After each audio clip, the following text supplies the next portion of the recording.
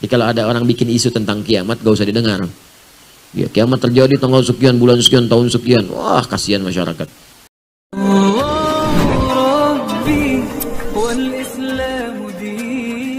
Assalamualaikum warahmatullahi wabarakatuh. Waalaikumsalam warahmatullahi wabarakatuh. Ustadz, saya yakini apa yang terjadi saat ini pasti yang terbaik dari Allah. Ya memang, ya. Allah mustahil memberikan yang tidak baik, ya. Jadi semua yang baik-baik pasti dari Allah. Kalau ada yang kurang baik, itu bersumber dari perilaku kita. Jelas ya? Jadi semua datang dari Allah baik. Hujan misalnya, kita lihat hujan nih. Hujannya sih baik dari Allah. Buka Quran surah ke-31 ayat 34. Innallaha indahu ilmus sa'ah wa yunazzilul ghaith. Ya wa ya'lamu ma fil arham wa ma tadri nafsun madza taksibu ghadan wa ma tadri nafsun bi ayyi ardin tamut. Kata Allah, sungguh hanya milik Allah pengetahuan tentang 5 hal. Dan ini nggak akan pernah dibagi pengetahuan ini. Jangankan pada manusia, malaikat pun nggak tahu. Di antara makhluk yang paling dekat dengan Allah adalah seorang yang mulia, Nabi Muhammad sallallahu alaihi wasallam. Saking mulianya, tadi malam banyak saya uraikan, malaikat Jibril pun yang dekat dengan Allah nanya kepada Nabi tentang satu di antara 5 persoalan ini. Yang pertama tentang kiamat, sa'ah. Innallaha indahu ilmus sa'ah. Pengetahuan tentang waktu pasti terjadi kiamat. Di Quran tuh banyak, yaumul akhir ada, yaumul qiyamah, yaumuddin. Tapi ketika menunjuk waktu, diksinya berubah menjadi sa'ah. Sa'ah itu jam kalau bahasa sekarang. Jam itu kan ada menitnya, ada detiknya. Itu kata Allah, innallaha pakai inna. Harfu nasbin wa taukidin, huruf penguat, penancap di dalam jiwa yang meyakinkan. Tansibul isma, yang menguatkan apa yang akan disampaikan dari nama atau informasi yang disebutkan. Wa tarfa'ul khabara, dan mengangkat peristiwa untuk diketahui kemudian oleh kita hukumnya. Ya, mabniun 'alal fathi la mahalla lahu minal i'rabi. Ya, didasarkan pada fathah, pembuka, diketahui, dibuka supaya paham kita. Ya, jadi innallaha, sungguh aku yakinkan, kata Allah. Tanamkan keyakinan ini pada jiwamu. Demikian cara menerjemahkannya dengan ilmu nahwu. Tanamkan keyakinan pada jiwamu, jangan pernah ragu, kata Allah. Indahu ilmus sa'ah, hanya milik Allah pertama pengetahuan tentang kiamat. Kapan terjadi kiamat? Waktunya, jamnya, menitnya. Gak ada yang tahu. Ya, saking gak ada yang tahu ya, pun malaikat pun yang paling dekat dengan Allah, malaikat Jibril, sampai disebut dengan Ruhul Amin. Ya, itu nggak tahu terjadinya, tapi uniknya nanya pada Nabi Muhammad. Tuh. Jadi kemuliaan Nabi Muhammad sampai malaikat turun nanya sama Nabi. Itu diabadikan di hadis Muslim, nomor hadis yang ke-8. Lalu kemudian disampaikan kembali, dinukil oleh Al-Imam An-Nawawi dalam kitabnya Al-Arba'in itu. Ya, dari 42 hadis, nomor hadis yang kedua. Ya, tentang hadis Islam, iman dan ihsan itu. Ya, dan kalau kita bacakan cukup panjang.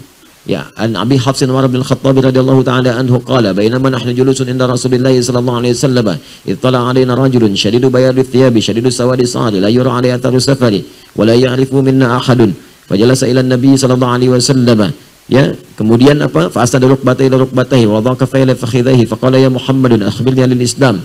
Faqala Rasulullah sallallahu alaihi wasallam, al-Islam an tashhadu an la ilaha illallah wa anna Muhammadar Rasulullah wa tuqima as-salata wa tu'ti az-zakata wa suma ramadhana wa tu'ti suma ramadan tahujjal baita illa istata'a ila sabila.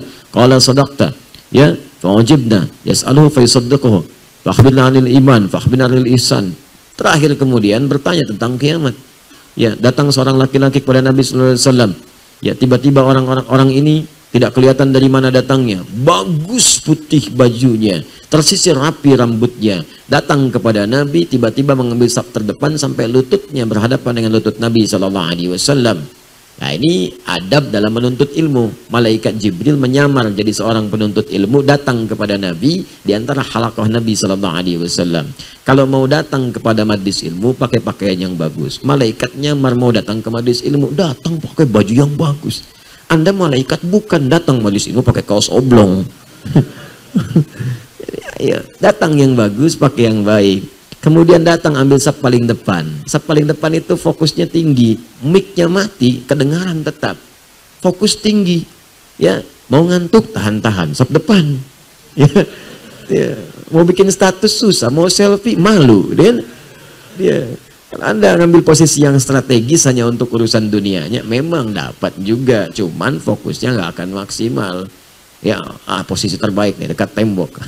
Nah, kena kipas angin, plek tidur aja kan. Aduh, selesai doa, sarapan, pulang. Baik, datang.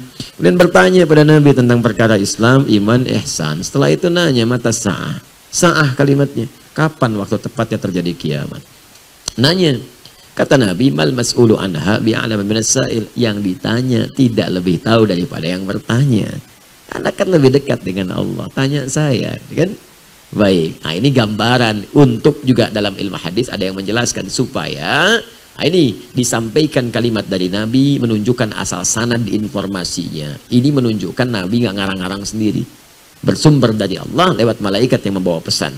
Jadi Nabi pun tidak tahu, ya. Kemudian malaikat tidak tahu, hanya Allah yang tahu. Jadi kalau ada orang bikin isu tentang kiamat, gak usah didengar. Ya, kiamat terjadi tanggal sekian, bulan sekian, tahun sekian. Wah, kasihan masyarakat. Tahun 99 tuh saya di Garut posisinya.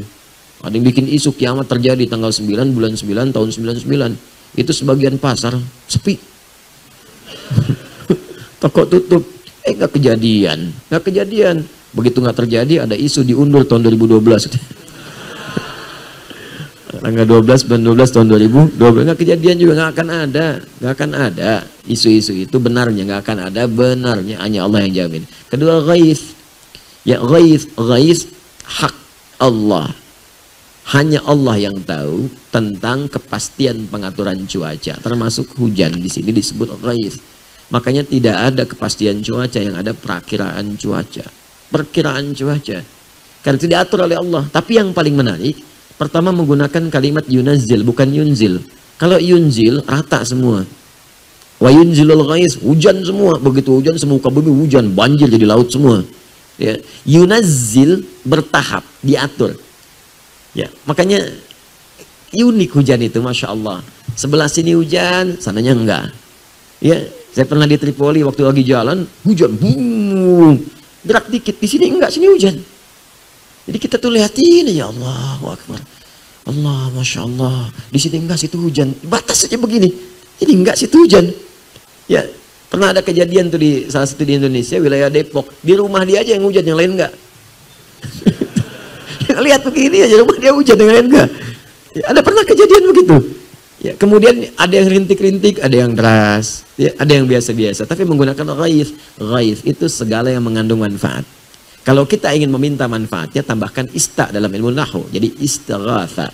Sifatnya disebut istighathah. Istighathah itu minta berbagai manfaat, kemuliaan-kemuliaan. Asalnya ghaith. Jadi kata Allah, saat saya turunkan dari langit, saya bukan turunkan banjir. Saya nggak turunkan kemudian bencana, bukan. Yang saya turunkan air. Airnya jernih, bagus. Kalau jadi banjir, ulah tangan manusia. Karena dia tidak mengatur salurannya dengan baik. Ada yang menghambat, ada yang macam-macam. Saluran air dibikin bangunan-bangunan, saluran air ditutup. Ya, air apa salahnya? Ya, air itu kan cuma turun, menempati posisinya, mengalir dari tempat yang tinggi ke tempat yang rendah. Mengisi itu, memberikan kesuburan tanah, kering subur. Ya kan? Panas, kemarau, jadi tertutup lagi, kemudian indah lagi, tumbuh bunga-bunga dan sebagainya. Jadi kalau jadi banjir, jadi macam-macam, itu sesungguhnya kembali kepada tangan manusia. Termasuk semua ketetapan yang Allah turunkan kepada kita, itu semua isinya baik. Bahkan musibah pun yang kita lihat terasa kurang baik, baik. Bukankah di balik sakit ada istighfar? Sakitnya terlihat tidak menyenangkan, tapi ketika Anda istighfar, sampai sakit dipaksa istighfar, sehat gak bisa istighfar, dipaksa sakit supaya istighfar. Bukankah dengan istighfar mengampuni dosa-dosa kita? Ya kan? Jadi selalu ada bagian dalam hidup itu yang menyelamatkan kita. Bahkan kata Allah, diberikan azab al-adna dunal azabil akbar. Saya berikan petunjuk pada yang masih ngeyel itu dengan hukuman yang ringan saat di dunia. Dikasih dulu sedikit supaya sadar, supaya dia ingat, jangan sampai pulang ke akhirat lebih banyak menderitanya. Makanya pelaku maksiat kadang-kadang mengalami musibah, mengalami bencana, supaya sadar bahwa perbuatan itu salah. Ya, ada orang terpikir berbuat maksiat, kepleset, dikasih pleset oleh Allah supaya sadar, jangan melangkah ke sana. Ada yang bannya meletus tengah jalan, ya kan, mau berbuat maksiat, ya datang ke tempat maksiat, belum pernah bermaksiat, tiba-tiba kepleset, ban meletus, ya. Ada yang kemudian hatinya gelisah tak karuan, ada yang tiba-tiba kedatangan tamu, ada yang mengingatkan, itu supaya dicegah berbuat maksiat. Di semuanya baik yang datang dari Allah.